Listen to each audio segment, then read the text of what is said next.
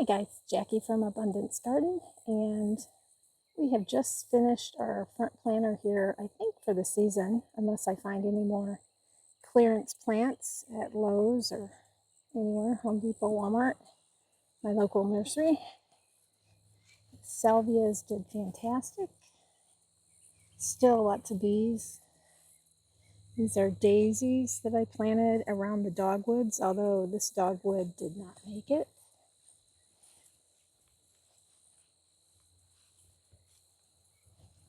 All my dogwoods kind of look like this. And I'm not sure if that's overspray issues or what, but whatever it was, they started putting on new normal looking leaves, so not so concerned about it. There's our ditch that we dug over there. And then I started putting in some coneflowers up here too. And these I found at my local nursery, and aren't they beautiful? This is a kind of orangey, burgundy colored one, and then the one over here. And these are two different kinds. I'll have to put the names up on the screen because I don't have them committed to memory yet. But this one is more burgundy, deep orangey red. Isn't that pretty? And then I think these are regular purple, but not positive. And here's that typical leaf. That one doesn't look good, but down here it's coming in pretty good. So then our knockouts. This one, of course, is the overachiever.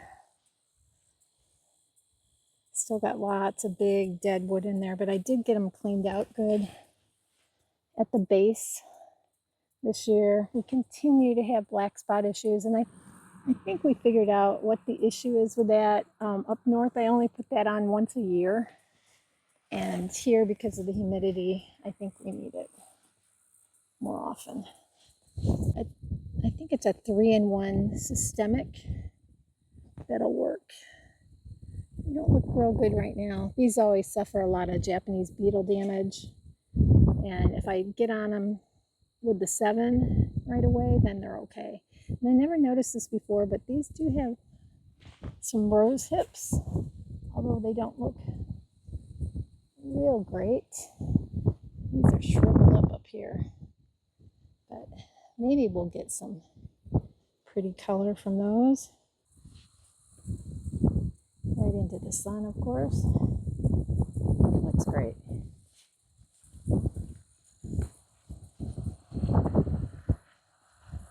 This wind is probably killing the recording. Okay, so let's go look at something new. This is our bald cypress. I love this tree. You can tell the needles are starting to turn. You come underneath it, you can really see it. They've started dropping. There you can see covering the ground, but under here. And this just turns rust and drops. Okay, we have this massive white maple. Yes, it sheds lots of branches. This is another white maple, this little guy right here, who's in the, unfortunately, the understory of our big pecan, which is full of bagworms or some kind of caterpillars. So this one is kind of stunted, and you can see a little color on that too. But this sugar maple, white maple here is a problem child because of the surface roots. And you'll see here, hubby has a heck of a time mowing here. You can tell they've been struck by mower blades over the years.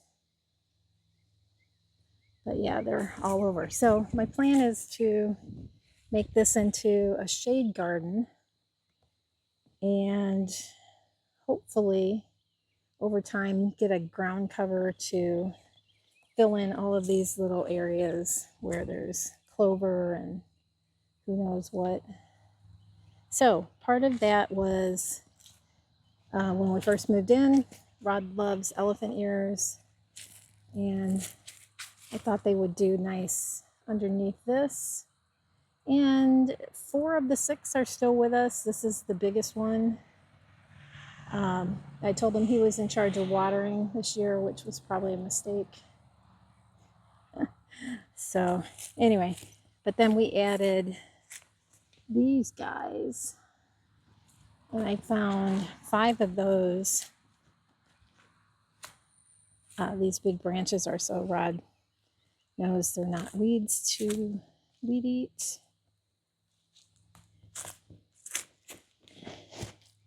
So we'll see how these do. And they do get a little bit of sun throughout the day. Never, hugely hot sun. The ones in the front may get a little more in the late summer afternoon, but it is late day sun. Our canna lilies are taking over this spot. We put in 2 hydrangeas a couple years ago, and it's either bad placement or not enough water. And we also put in 4 hostas. I think under here you can see this one's doing good, as is this one. This one over here, pretty sure that got crowded out. Let's see. Yeah, I don't see it under there. So, and this one is doing perfect. Little bug damage, of course, but it's pretty good. So the plan is to divide these in another year or so, and then put them underneath across the way here underneath this big maple. So in addition to the big maple there's one over here that's really been wind damaged, and then our fire pit is right below another one that also has a lot of dead stuff in it, and it just gets whipped around a lot in storms. The good news is that keeps a steady supply of wood for our fire pit, and you can tell the most recent branches are just piled on top. I've got a friend coming this next week, and we're going to have a nice bonfire. And then let's take a look over at our privet hedge, and this was put up to protect from overspray. This is the beginning of the hedge here. On this end, they look pretty good. And here's another one of the privets that had a lot of that damage. And then up here, we had one that didn't make it right in front of this tree. This one was severely bug damaged, but I'm holding out hope that it will rebound, although this is one of the only ones that didn't have any new growth. So it's just a stick now. I haven't done a thumb test. I'm afraid to be honest. Oh, that feels very woody. So 2 did not survive. And over here to the side, my stacked wood fence that we made last year from the downed arborvitae or whatever they were on the other side of the yard.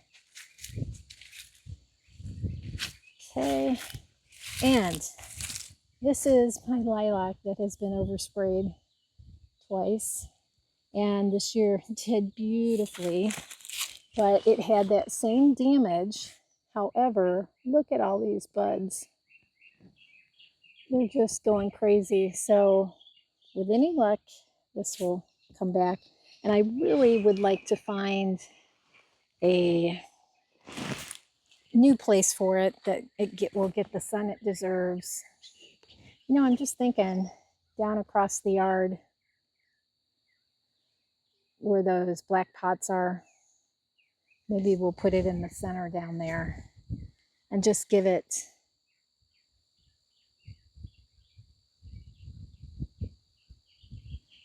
we'll just give it then the sunlight it deserves, and it will hopefully grow to its full potential. This is our compost area, kind of our staging area for things that we need to chop, chip, shred. These big stumps came from those trees. These are the big ones that we just haven't gotten to yet. We did some cutting back of our juniper by the driveway, and then our compost area. So over here we have some sage, don't know what variety it is, and I did plant some mint. I'm a mojito girl, so that's what that's for.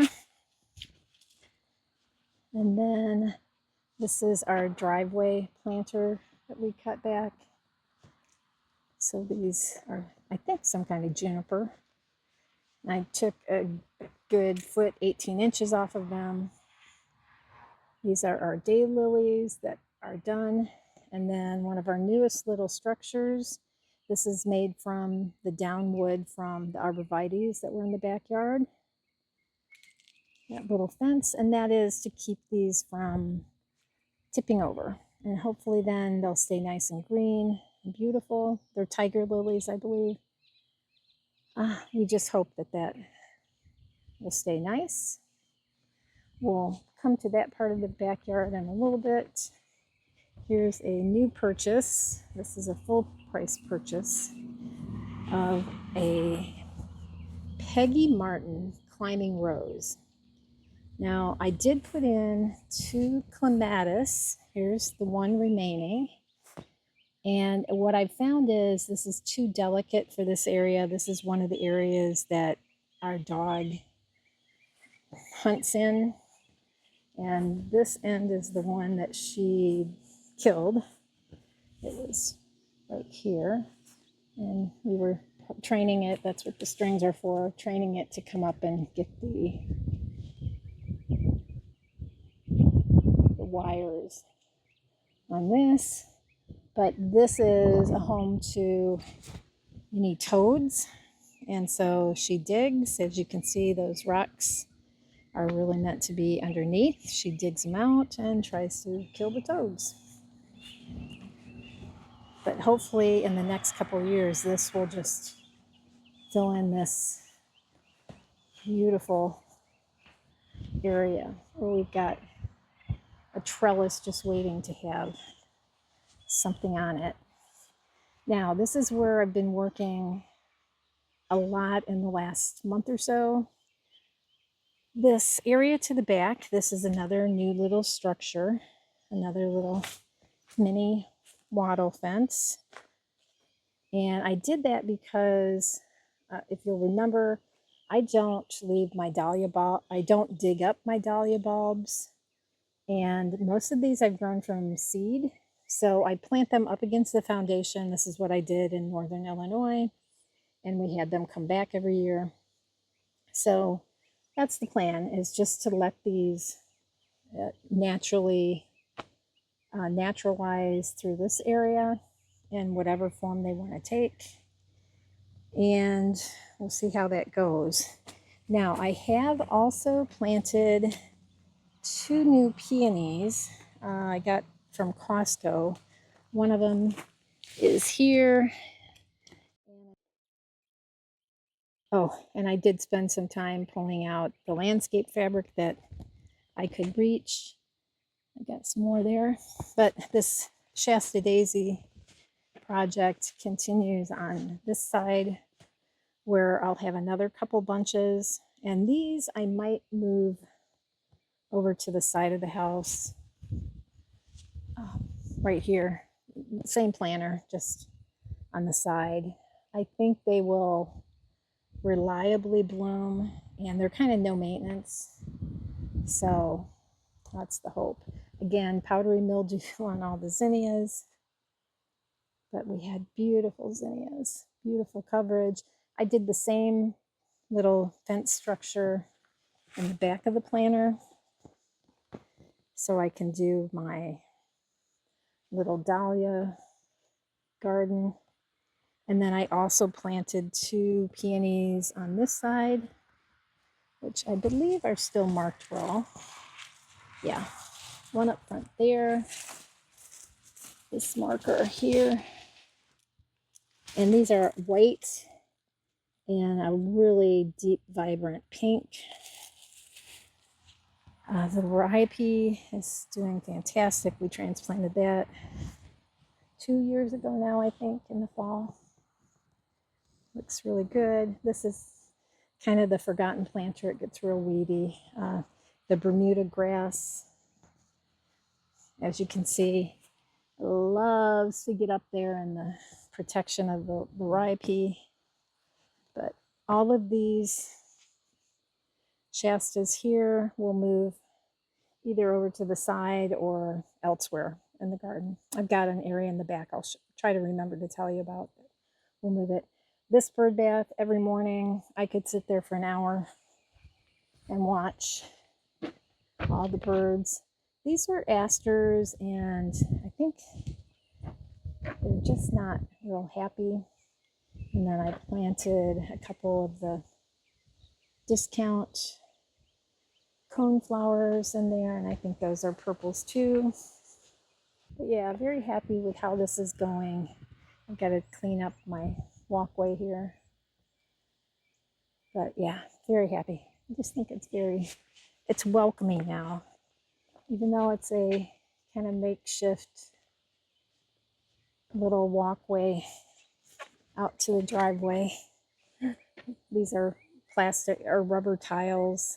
They're like decking tiles. And I did that because there's asphalt underneath this walkway. Very lumpy, bumpy, and I'm just too old to dig that up.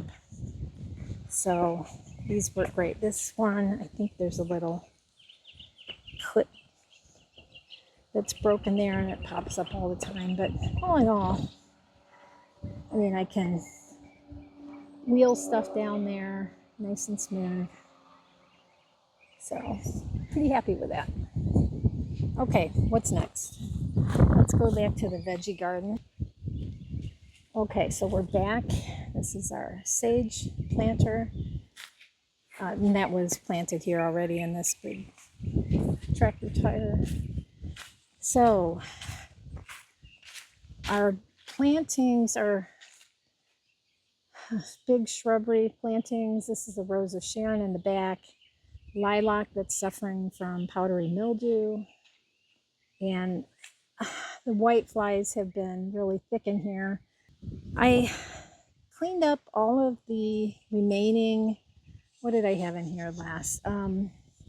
We had some volunteer plants that came up toward the end of the year, a squash, acorn squash, and then some cantaloupe. All 3 cantaloupe matured beautifully and split within a week. We had a ton of rain very shortly, and I think that might have done it. I've got a late crop of peaches and cream corn that I'm afraid just are not going to amount to much. I recently cut back my marigolds in these black planters, and so the little volunteers are coming up. These are scarlet runner beans on my little trellis here, and I've gotten some beans. Tilly loves these beans, so when they get a little bigger than this, I either put them on my salad or share them with Tilly. The blueberry plants in the back are doing fantastic. I did stake this one with a tomato cage. It was kind of growing wonky. Look at this bend in this particular shoot. So I'm going to try to train that up straighter. Wish I had planted that further apart, but I did not. I also had some acorn squash planted amongst all this corn, and just yesterday I pulled them all out. None of them were really bigger than this size, but I'm going to go ahead and cure them, and we'll try to see if they're sweet. My watermelons, and I believe these are crimsons. They're either crimson or sugar babies. I can't remember. But I have one left that may make it to good eating size. We just had the last one before this in the fridge, and we picked it maybe just a week too soon. It was sweet, but it wasn't perfectly sweet. And this one, you can see I had it up on one of these concrete ladder trellises, but I just poked the legs out because it was just too heavy. Now, I do have lots of babies that are trying to come forth into the world. There's one, and there's a bigger one that was growing on one of the trellises, but I don't see it, so it may have shed itself. I have some sugar snap peas on the trellis to the back, and also I put some along this watermelon trellis in a couple spots. So we'll see if we can get some peas out of that. Now, this raised bed, these raised beds, if you'll remember, I left only a foot in between, and that was not enough. So when I took everything out of this planter except for the peppers, we went ahead and shifted this side of the planter over to where it is now. And then we just created a larger walkway, which you can tell we've got mulched with mulch from our chipper. And the peppers are in the process of recovering potentially. These two, I picked all of the peppers off them, and look at, we've got new ones coming. This one is trying, but it's not producing hugely. And then all of these peppers to the back, these are Anaheims, and I've got some green and yellow bells. These Anaheims, this one is obviously, whoop, we're gonna put that in my pocket, and I'll put that on my salad for lunch today. But I've never seen an Anaheim turn red, so I'll have to test it and see how hot it is. But we're still picking Anaheims off here. Here's a whole stash of them down in there. It's pretty good size. We have stuffed peppers about once a month with them. And then I did plant a bunch of cauliflower and broccoli, and again, something got it. This is the only broccoli that has survived. And whatever got it when I was hardening them off. Now, this is kind of a pretty sight because we haven't seen this at all this year. Tomatoes ripening on the vine. It's been super hot and super rainy off and on.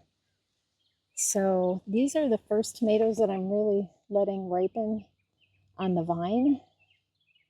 And this is a crimson slicer. We've got some basil in the middle.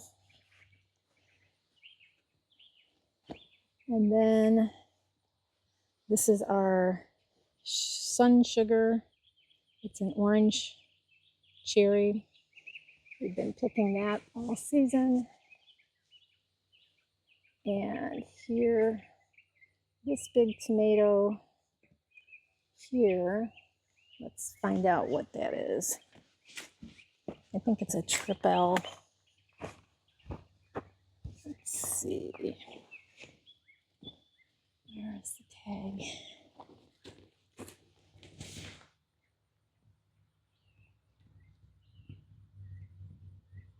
No, big red. That is a big red. And some of those are starting to ripen there. And I've been so used to picking them when things just start to blush like this. It's just got a little blush to it. I would pick them because we just weren't having anything ripen because it was too hot. So anyway, our structure is done pretty good. It looks really wonky. When I stand back here, you'll see what I mean. Should have made those cross members up top much wider, but I think I'm just going to do a single one through the center of this bed next year, and we'll see what happens. But I'm waiting for this last flush of Romas.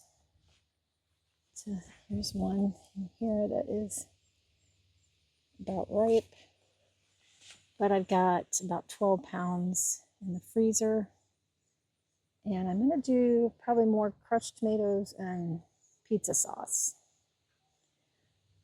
with everything that's left on here, and then hopefully some BLTs if the leaf-footed bugs don't damage. You can tell there's a white fly on that tomato. You can see it. Anyway, happy with that, given that we've had, 90 to 100 degree summer. Now, these crepe myrtles, we've got 4 of them. This big one over here. We've got 2 about this size, and this is probably 10, 12 feet tall. I thought at one point during the summer, I looked across, we sit over here on the carport, and I looked across, and they just looked very dark. Well, come to find out, they have this sootiness on the leaves, which you can see right here, and that is from either aphids or whiteflies or something. And that soot covered all of the branches. And then what follows is ants and scale. And scale are these little things here. And if I poke them, there's like a pink. Can you see how that turned pink? I'll do this one up here. Right there it's white, and when I poke it, it turns pink. So I started putting on the same 3-in-1 beer systemic that I use for the black spot on the roses. And it's extremely expensive to treat all of these. These are bad enough, but this one didn't have it as bad, and I think it's because it hit these first, and we're sitting, I don't really look at them other than to admire them from afar, and by the time we saw there was a problem, it was pretty bad. So hopefully we'll get on it next year preventatively. And during the winter, you can also wash all of the branches off and get that scale off. So we'll try that. Even this little guy, you can tell all these little white spots on this branch is scale. And you can see how that soot just covers the branches. Can't be good. Okay, our mother of pearl rose. This is a memorial rose for my mom, and it has suffered from this black spot all year. I did a kind of a severe pruning, and it came back very good, except for this I noticed now, and I maybe should just cut that branch off. Oh, here's another one here,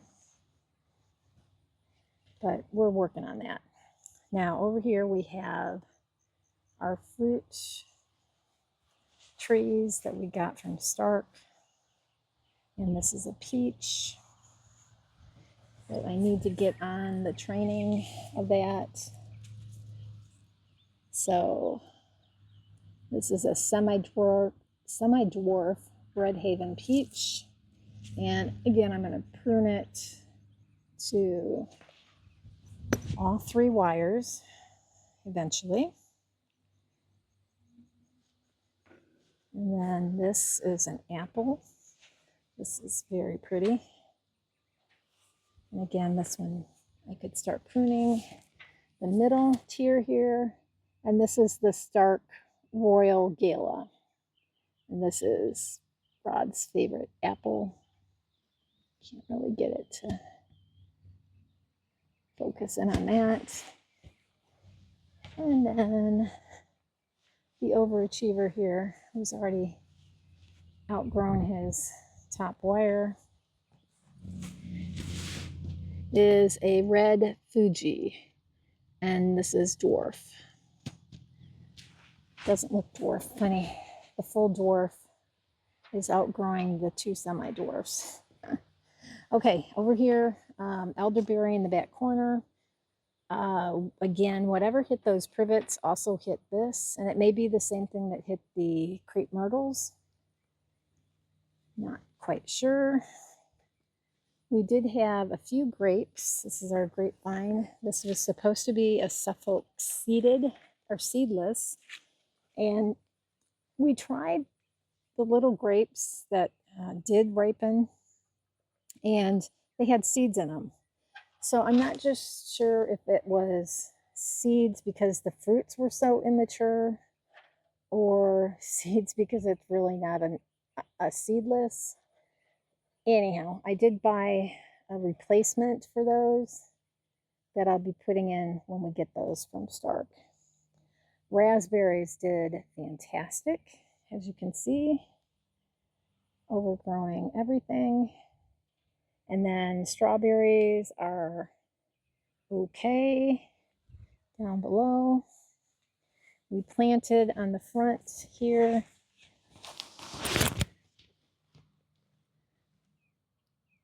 was an all-star strawberry.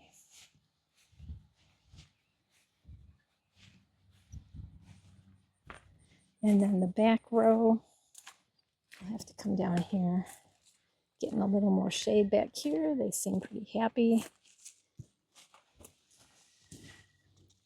The back row is a seascape strawberry. So hopefully we'll have some better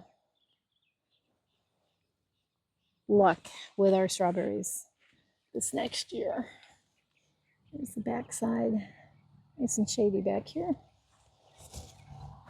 And then these, at the end of this planter, I did put in, this was mainly to keep my dog out, a little row of marigolds, which I have now transitioned to perennial daisies.